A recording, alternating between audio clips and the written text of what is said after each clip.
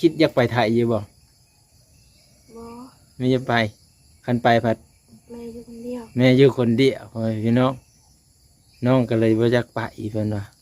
อันนี้คือความรู้สึกของสาวตุ๊กแบบเงินบาทนี่ได้เคยเห็นอยู่บ่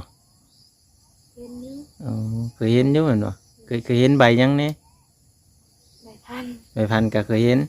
อ๋อแบบว่าพี่น้องเพิ่นเอาให้แบบนี้บ่โดยอ๋อเพิ่นให้เบิ่งให้อันนี้แหละเนาะ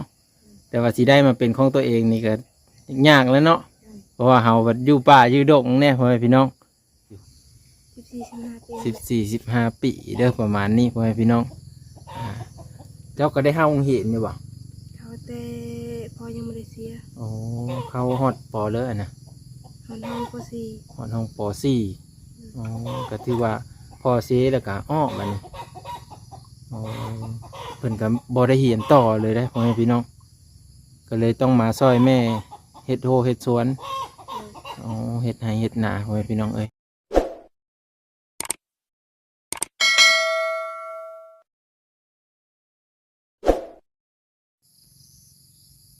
มื้อนี้ก็อยู่เฮินมาเฮินแม่เฒ่าสมแม่ห้างแม่กะไม้เนาะแม่กะไม้ลูก5 คนบ่หรือ7 คนนี่แหละแต่ว่าลูกที่เพิ่นอยู่นำกันนี่คือ2 คนพ่อแม่พี่น้องจะได้เพิ่นมาตั้งแต่หาเห็ดหาฮอนและเฮาก็ทั้งสอบถามเพิ่นอีกเนาะเมื่อนี้ก็คือลูกผู้ชายเพิ่นก็สิเต็มไปให้ไปนาแล้วเนาะไปเผาเข้าย่านงูกินเข้าพ่อแม่พี่น้องเพิ่นก็สิไปแต่เช้ามื้อนี้สวัสดีครับสบายดีพ่อแม่พี่น้อง FC เมิดทุกคนเนาะสบายดีอีกเทื่อนึงวันพ่อแม่พี่น้อง FC ที่ครับสมเบิ้งเนาะอยู่ต่างประเทศเนาะแล้วก็อยู่ลาวเขาแน่ไว้พี่น้องทุกคนทุกท่านแล้วก็ FC ประเทศไทยนะไว้พี่น้องมื้อนี้ก็มาหาแม่เฒ่าสมคือเก้าไว้พี่น้องอันนี้ก็คือเหินสารบ้านซองเพิ่นเนาะเพิ่นมีอยู่เพิ่นว่าเนาะมาฮอดแล้วถามเพิ่นทีหนึ่งนี่โอ้ตุกปบแล้วไม่จักสงสัยมันละอายแล้วเพิ่นเมื่อแล้วนี่ โอ้สิออนนาแล้วนี่ฮะโอ้เพิ่นสิออนนาแล้วพี่น้องเป็นหุงข้าวนี่เด้เป็นหุงข้าวนี่แบบนี้นี่แต่ละมื้อก็หุงข้าวแบบนี้เลยเป็นบ่เป็นหุงข้าวพดอ้อแบบนี้เลยพี่น้องโอ้ผู้สิออนนากับท่าเอาเกิบพี่น้องแบบนี้แม่ป้าได้จ้ะอ้อมนาก่อนเลยอ๋อเราไปเปิดงาน ย่านงูออกไปฮันงูไปกินข้าวน่าจะตอนซอยมาเพิ่นเฮามาเพิ่นยังสิกลับเฮามาอีกบ่หรือไม่ได้เฮามาเลยกลับมาอีกอ๋อเขาก็ว่ายันมีทันก็เลยมาแต่เช้านี่เอาไปพี่น้องจะน้อยเพิ่นมาจังสีไทยภาพบรรยากาศได้เบิ่งอีกเท่านี้ผู้ซื้อตุกก็ซาตุกตาก็ไม่อยู่เนาะจักเพิ่นปบไปเสือแล่นไปป่าแล้วเพิ่นนี่ได้ย่างไปเบิ่งบอนอันน้ำใสน้ำอันนี้เพิ่นได้พี่น้องเด้อบอนน้ำใสน้ำกินเพิ่นเนาะเพิ่นจะโต้งกินอยู่นี่น้ำใสน้ำอันนี้ก็คือกันพี่น้องนี่เด้นี่หลักแดนเพิ่นนี่อยู่ใกล้เหินเลยนะอันนี้จะเป็นโต่งมาเนาะโต่งแต่สาขาลงมาแต่ถึงนี้ จะโต่งลงมานี่มาให้พี่น้องปูนมาแต่ในห้องน้ำห้องทาประมาณนั้นเนาะอันนี้คือน้ำอยู่น้ำกินเพิ่นจะได้มานี้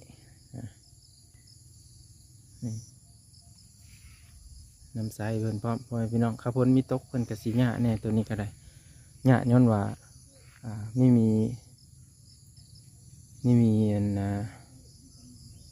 น้ำบาดาลพ่อพี่น้องเนาะอาศัยแต่น้ำฝนประมาณนี้แต่เพิ่นจะเห็ดโฮเห็ดโซนข้างในได้พี่น้องโฮโซนเพิ่นบอนอันปลูกมาเพชรผักผายอยู่พุ่นพ่อพี่น้องไปสาตุกเพิ่นมานะ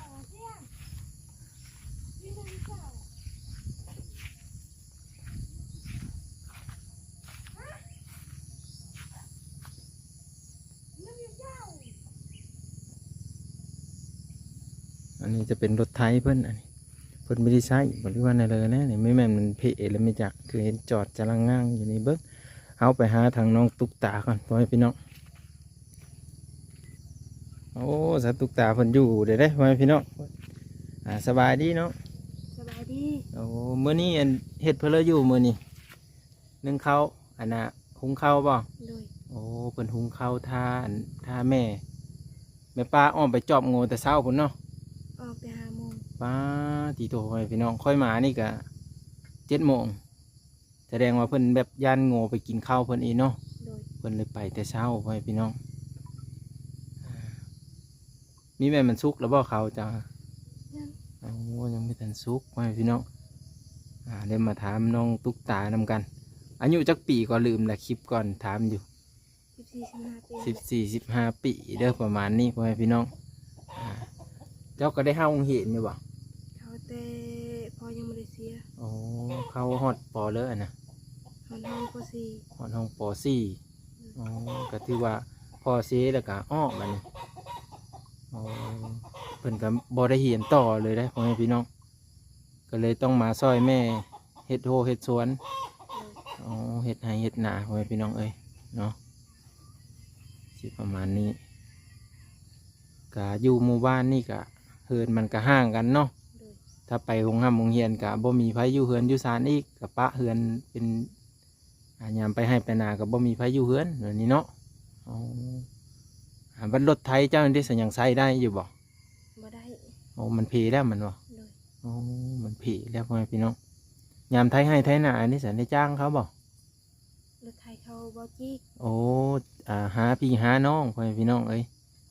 เนาะหาพี่หาน้องน้องสาวนี่ก็เป็นสาวลาวบ้านป้าคือกันแหละพ่อแม่พี่น้องเนาะมาบ้างก็เลยมาถ่ายทอดวิถีชีวิตของเพิ่นในยามเศร้าๆเฮ้ยพี่น้องโอ้เพิ่งมาใครให้เบิ่งดูมันคืออายเอาคักแค่บัดนี้ทำมันสุกนี่ได้เห็นแล้วเจ้าอย่างหัวมันสุกบัดนี้ ให้เจ๊ มันอันนั้นขึ้นเลยบ่น้ำมันแห้งบ่หรือว่าจังใด โดย โอ้น้ำมันแห้งพ่อแม่พี่น้อง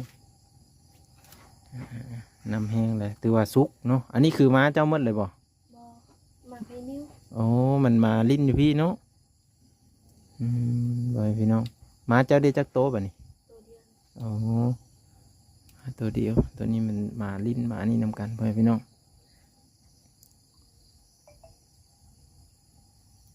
เรียนห้องป .4 คันว่าพ่อมิเสียนี่ปีนี้ถือว่าได้ขึ้นป .5 บ่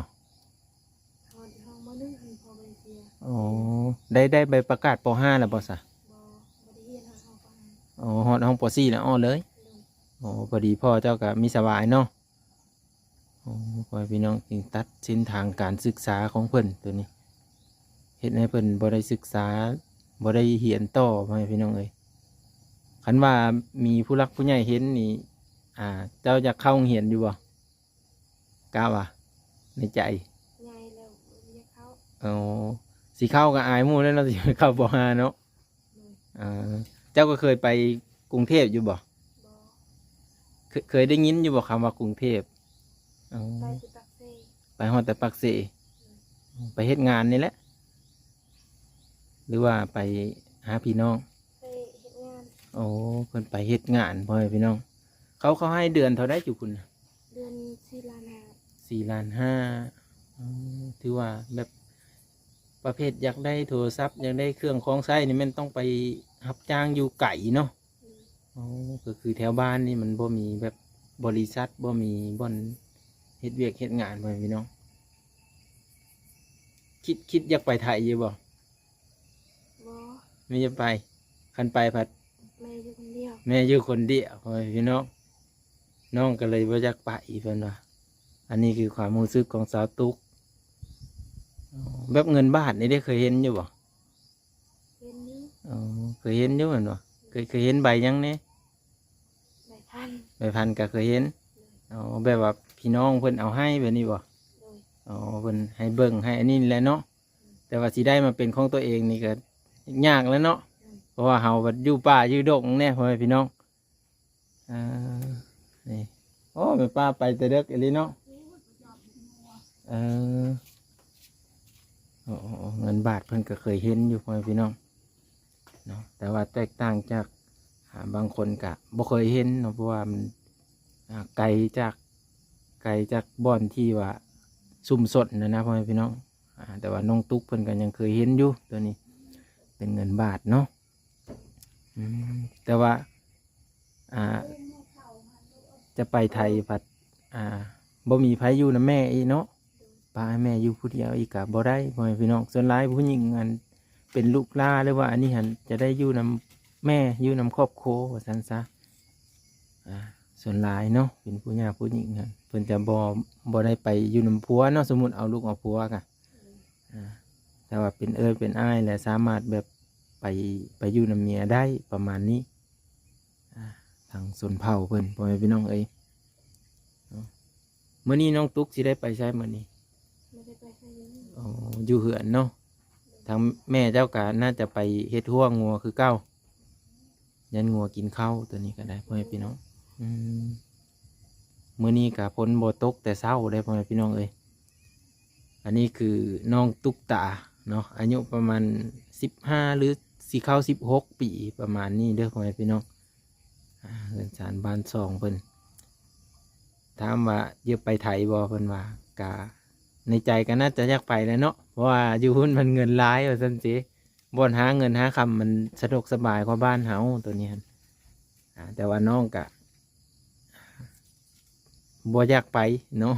ฝืนใจแล้วเพราะว่าบ่มีไผอยู่นำแม่เพิ่นเด้พ่อแม่พี่น้องแม่เพิ่นกะ